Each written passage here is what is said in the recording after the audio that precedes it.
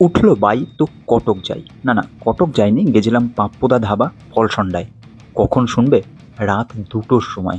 Just ভাবতে পারছো bigger কাকে বলে? রাত 12টা 12:30 নাগাদ তিন বন্ধুর ইচ্ছে হয় মিষ্টি পান খাবো। আর সেই মিষ্টি পানের চক্করেই 3 কিলোমিটারের পরিবর্তে বহরমপুর ঘুরে 30 কিলোমিটার গাড়ি চালিয়ে পৌঁছে গেছি পাপ্পুদা ধাবাতে।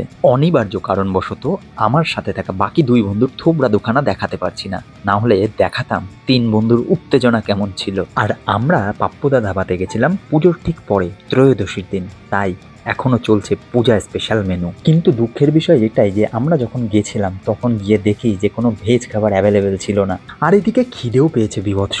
তারপর রিকোয়েস্ট করলাম যে দাদা দেখুন না যদি কিছু পাওয়া যায়। দাদা দেখে এসে বললেন যে একখানা মাত্র আলুর পরোটা পাওয়া যাবে। তাই শুনে দিল একেবারে গার্ডেন গার্ডেন খুশ হো গিয়া। কিন্তু খেতে হবে টক দই দিয়ে। যাই হোক, খেতে তো হবেই, তাই আমার জন্য অর্ডার দিলাম একখানা আলুর পরোটা দই দিয়ে, আর বাকি দুই বন্ধুর জন্য তরকা রুটি, চিকেন কষা আর রুটি।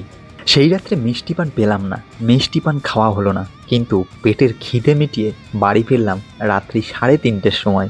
মজা হলো, আনন্দ হলো অনাবিল। আর আজকের পর থেকেই আবার তিন বন্ধু নিজের নিজের কাজে। এই আনন্দ হবে আবার 1 বছর পর পুজোর সময়। অপেক্ষা শুরু।